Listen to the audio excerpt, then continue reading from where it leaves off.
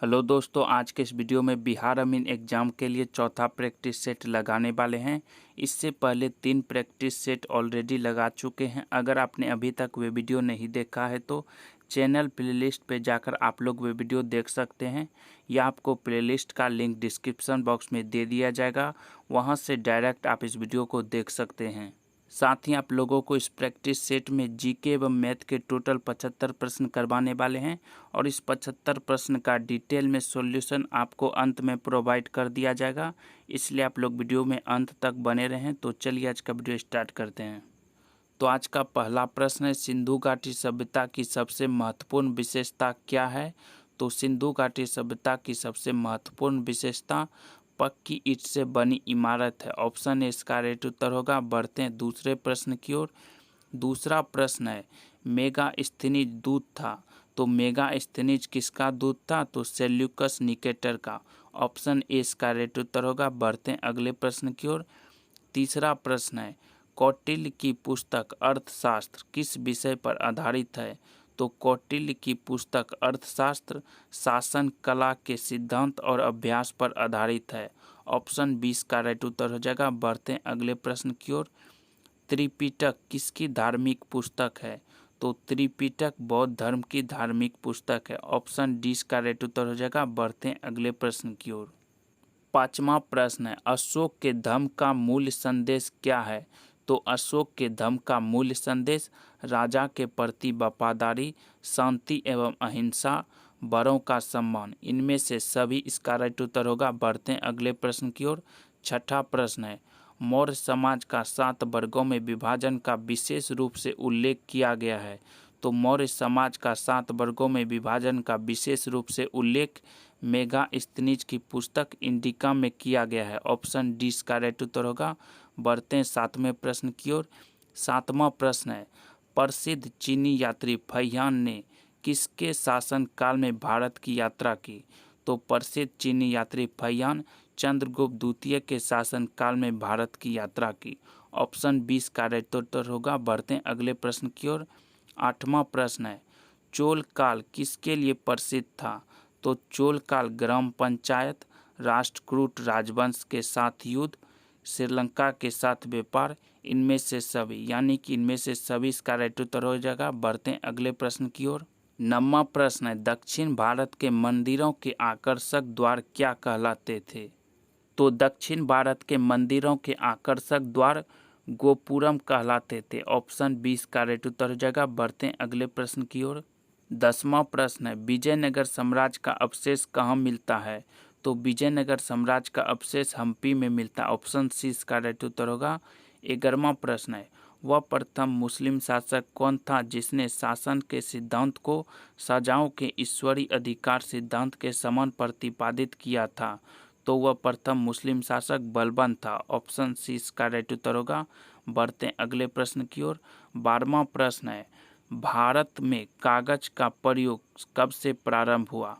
तो भारत में कागज का प्रयोग 12वीं शताब्दी से प्रारंभ हुआ। ऑप्शन ए का राइट उत्तर होगा। बढ़ते हैं अगले प्रश्न की ओर। 13वां प्रश्न है, यूरोपीय चित्रकारी का प्रवेश किसके दरबार में हुआ? तो यूरोपीय चित्रकारी का प्रवेश अकबर के दरबार में हुआ। ऑप्शन 20 का राइट उत्तर होगा। बढ़ते हैं अगले प्रश्न की ओर। 14वां प्रश्न है, भारत में किसके शासनकाल में इंग्लिश ईस्ट इंडिया कंपनी का गठन हुआ? तो भारत में इंग्लिश ईस्ट इंडिया कंपनी का गठन अकबर के शासनकाल में हुआ। ऑप्शन 20 का राइट उत्तर होगा। बढ़ते हैं अगले प्रश्न की ओर।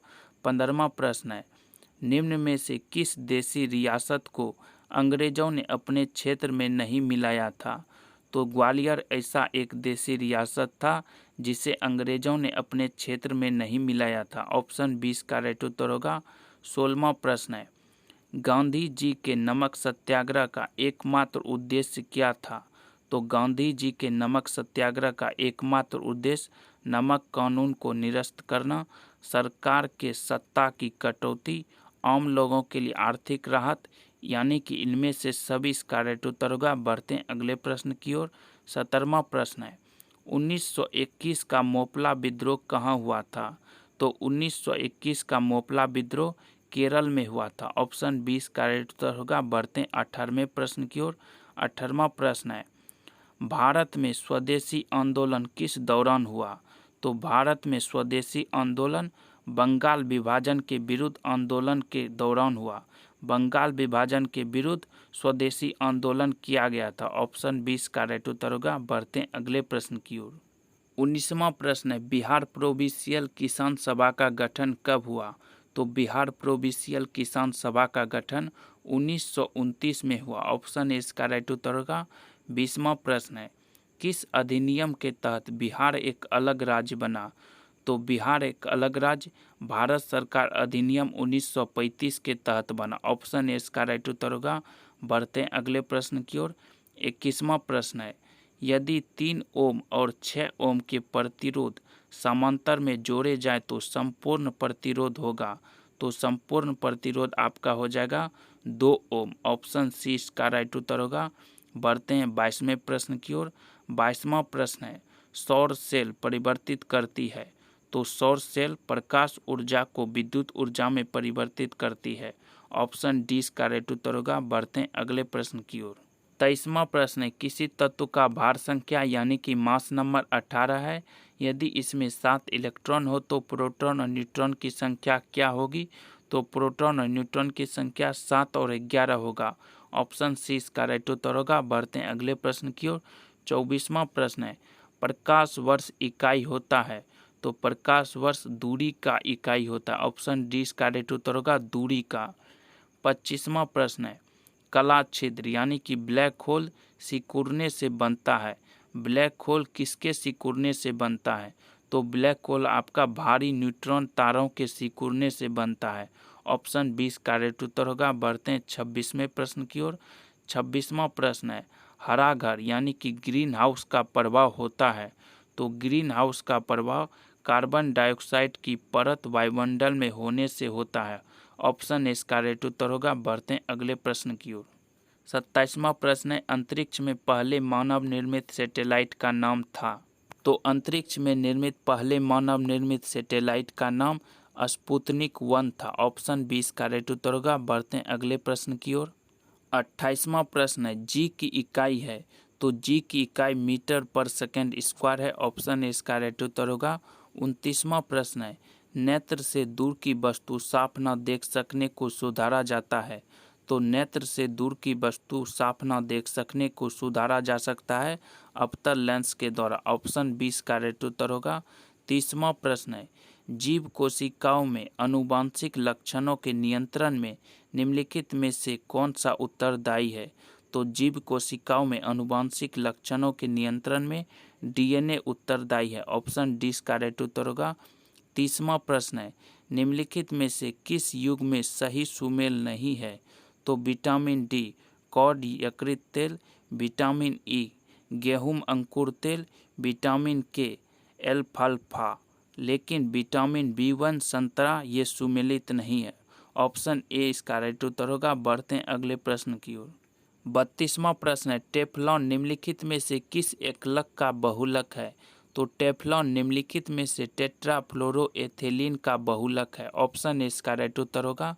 33वां प्रश्न है, बेकेलाइट निम्नलिखित के संघनन से बनता है? तो बेकेलाइट आपका फिनॉल तथा फॉर्मल्डिहाइड के संघनन से बनता है। ऑप्शन 20 का राइट उत्तर होगा। 34वां प्रश्न है, निम्नलिखित में से किस विटामिन को ऑर्गोकेसिफेरॉल कहते हैं? तो ऑर्गोकेसिफेरॉल विटामिन D2 को कहते हैं। ऑप्शन ए इसका राइट उत्तर होगा। 35वां प्रश्न है, निम्नलिखित में से कौन सा युग्म सही सुमेलित नहीं है? तो सही सुमेलित टोकोफेरॉल बेरीबेरी ये सही सुमेलित नहीं है और सभी सही सुमेलित है, यानी कि ऑप्शन 20 का राइट उत्तर होगा टोकोफेरॉल बेरीबेरी। तो बढ़ते हैं अगले प्रश्न की ओर। 36वां प्रश्न है, इंसुलिन है? तो इंसुलिन क्या है? इंसुलिन एक प्रोटीन है। ऑप्शन डी का राइट उत्तर होगा। 37वां प्रश्न है, निम्नलिखित में से कौन प्रतिजैविक औषधि है?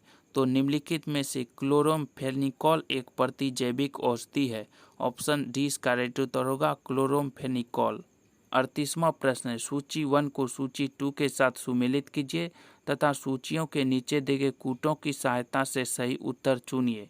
एस्प्रामेड, एस्प्रामेड हो जाएगा आपका कृत्रिम मधुरक। फ्रेयन, फ्रेयन हो जाएगा प्रशीतक। नियोप्रीन, संश्लेषित रबर, बेंड्राड्रिल, प्रतिहिस्टेमिन, यानी कि ऑप्शन सी इसका राइट उत्तर होगा। बढ़ते हैं अगले प्रश्न की ओर। 39वां प्रश्न है, निम्नलिखित में से कौन सा हार्मोन स्तन ग्रंथियों से दुग्ध का स्राव होने में भूमिका निभाता है? तो ऑक्सीटोसिन आपका एक हार्मोन है जो कि स्तन से दुग्ध का स्राव होने में भूमिका निभाता है। ऑप्शन डी इसका राइट उत्तर होगा। बढ़ते हैं अगले प्रश्न की ओर। 40वां प्रश्न है, वनस्पति तेल से वनस्पति घी बनाने में प्रयुक्त होने वाली गैस है? तो वनस्पति तेल से वनस्पति घी बनाने में प्रयुक्त होने वाली गैस हाइड्रोजन है। ऑप्शन ए इसका राइट उत्तर होगा। 41वां प्रश्न है, दिए वाक्य का वह भाग ज्ञात करें जिसमें कोई त्रुटि है। कुबेर बड़ी ही मतलबी इंसान है, उसका दिमाग 7वें आसमान पर रहता है। तो बी इसका गलत होगा, कुबेर बड़ी ही। तो 20 का राइट उत्तर होगा। 42वां प्रश्न है, सही वर्तनी वाले शब्द का चयन करें। तो सही वर्तनी वाले शब्द हैं विशेषण। ऑप्शन सी इसका राइट उत्तर होगा। 43वां प्रश्न है, दिए गए वाक्य में रेखांकित खंड को प्रतिस्थापित करने के लिए उपयुक्त विकल्प का चयन करें। अच्छे कर्म नष्ट नहीं होते। तो अच्छे कर्म नष्ट नहीं होते, इसका आंसर हो जाएगा अनस्वर। ऑप्शन सी इसका राइट उत्तर होगा। बढ़ते हैं अगले प्रश्न की ओर। तो 44वां प्रश्न है, निम्नलिखित में से उस विकल्प का चयन करें जो भैंस के आगे बीन बजाना मुहावरे का अर्थ व्यक्त करता है। तो भैंस के आगे बीन बजाना मुहावरे का अर्थ मूर्ख के सामने ज्ञान की बातें करना। ऑप्शन ए इसका राइट उत्तर होगा। 45वां प्रश्न है, रिक्त स्थान को भरने के लिए उपयुक्त शब्द का चयन करें। मोहन डैश अर्पिता हंस रहे हैं। मोहन डैश अर्पिता हंस रहे हैं। तो आपका 45वें प्रश्न का आंसर हो जाएगा मोहन और अर्पिता हंस रहे हैं। ऑप्शन 20 का राइट उत्तर होगा। बढ़ते हैं अगले प्रश्न की ओर। 46वां प्रश्न है, रिक्त स्थान को भरने के लिए उपयुक्त शब्द का चयन करें। सबने डैश बजाई। तो सबने तालियां बजाई। ऑप्शन ए इसका राइट उत्तर होगा। 47वां प्रश्न है, सही वर्तनी वाले शब्द का चयन करें। तो सही वर्तनी वाले शब्द हैं आपके रसोई घर। ऑप्शन सी इसका राइट उत्तर होगा। 48वां प्रश्न है, निम्नलिखित में से उस विकल्प का चयन करें जो दंग रह जाना मुहावरे का अर्थ व्यक्त करता है। तो दंग रह जाना मुहावरे का अर्थ चकित हो जाना। ऑप्शन ए इसका राइट उत्तर होगा। बढ़ते हैं 49वें प्रश्न की ओर। रिक्त स्थान को भरने के लिए उपयुक्त शब्द का चयन करें। जो करे वह भरे। जो करे वह भरे। ऑप्शन 20 का राइट उत्तर होगा। बढ़ते हैं अगले प्रश्न की ओर। 50वां प्रश्न है, दिए गए वाक्यांश के लिए एक शब्द दीजिए जो सब कुछ जानता हो। जो सब कुछ जानता हो यानी कि सर्वज्ञ। ऑप्शन 20 का राइट उत्तर होगा। बढ़ते हैं अगले प्रश्न की ओर। 51वां प्रश्न है, 4x + 3y - 7z x - y - z और -2x - 3y + 4z का योग क्या होगा? तो इसका योग 3x - y - 4z होगा। ऑप्शन ए इसका राइट उत्तर होगा। 52वां प्रश्न है, 342 किलोमीटर की दूरी 1.9 घंटे में तय करने के लिए कार की औसत गति कितनी होनी चाहिए?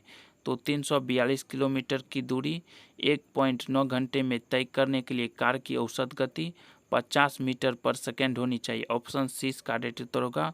53वां प्रश्न है, एक घन की कुल सतह का क्षेत्रफल 486 वर्ग सेंटीमीटर है।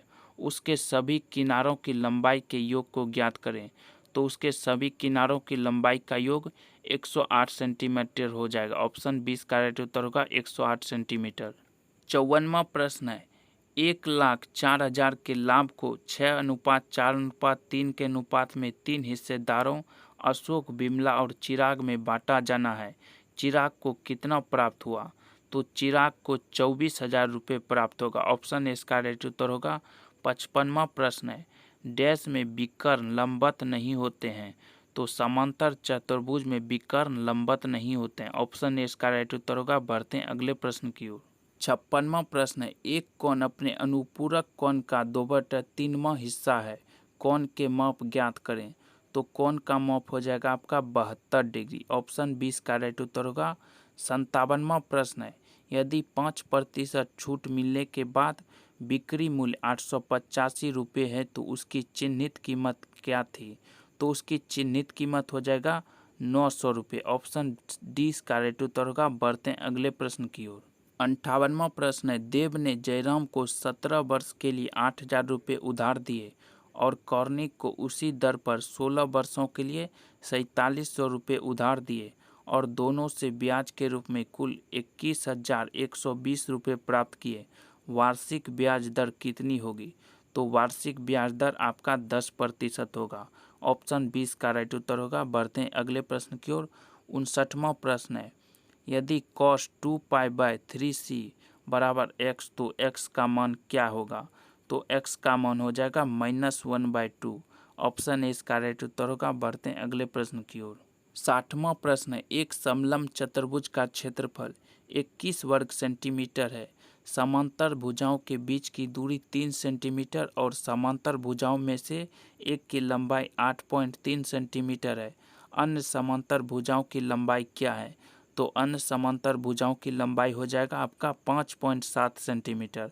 ऑप्शन डी इसका राइट उत्तर होगा। बढ़ते हैं अगले प्रश्न की ओर। 61वां प्रश्न है, एक विक्रेता कुछ केले 1 रुपये में 2 के हिसाब से खरीदता है और 7 रुपये में 10 के हिसाब से बेच देता है। इसका क्या परिणाम होगा? तो इसका परिणाम आपका हो जाएगा 40% लाभ। ऑप्शन सी इसका राइट उत्तर होगा। बढ़ते हैं अगले प्रश्न की ओर।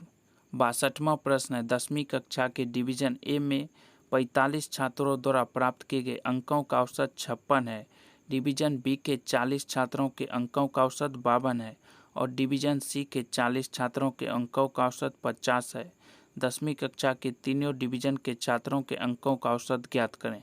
तो तीनों डिवीजन के छात्रों के अंकों का औसत हो जाएगा 52.8। ऑप्शन सी इसका राइट उत्तर होगा। 63वां गुना है, यानी कि इसका उत्तर सी होगा। गुना कर चेक कर लीजिएगा, इसका उत्तर सी होगा। बढ़ते हैं अगले प्रश्न की ओर। 64वां प्रश्न है, निम्नलिखित द्विघात समीकरण में से किसके वास्तविक मूल हैं?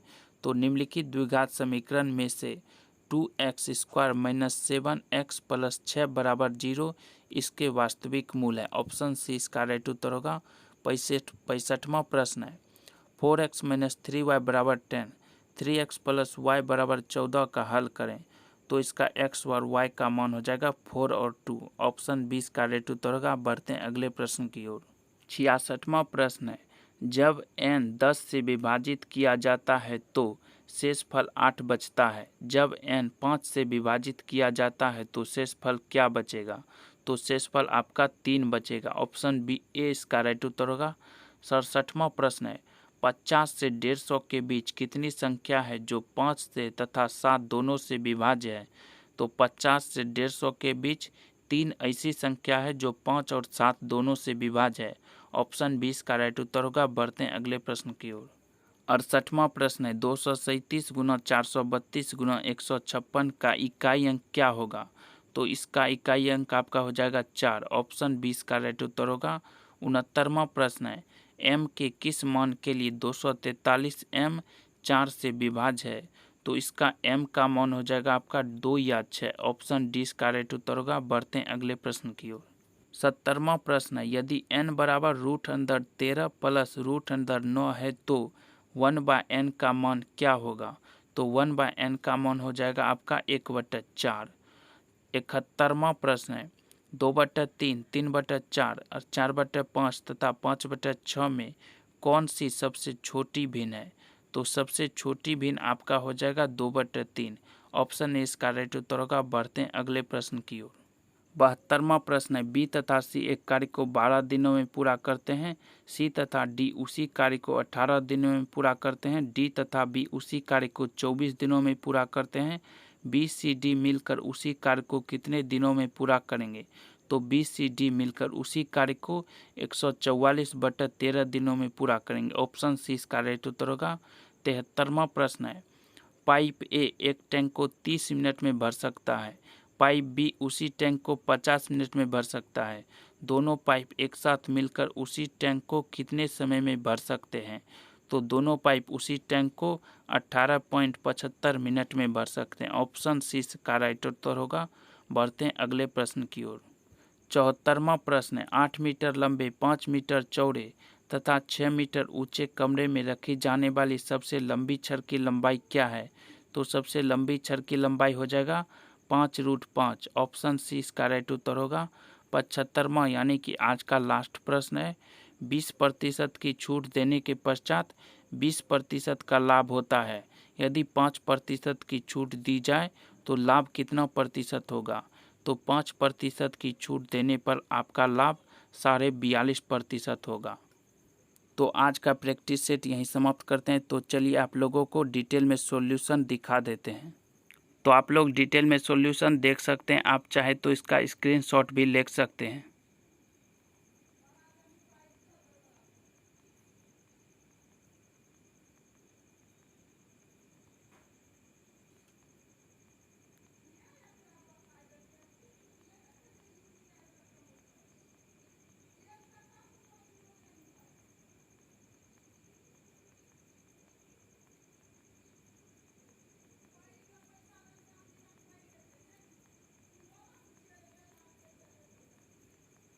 तो चलिए आज का वीडियो समाप्त करते हैं। वीडियो चल गया तो चैनल को सब्सक्राइब, वीडियो को लाइक और शेयर जो करते हैं। चलिए आज का वीडियो समाप्त करते हैं। वीडियो देखने के लिए आपका धन्यवाद।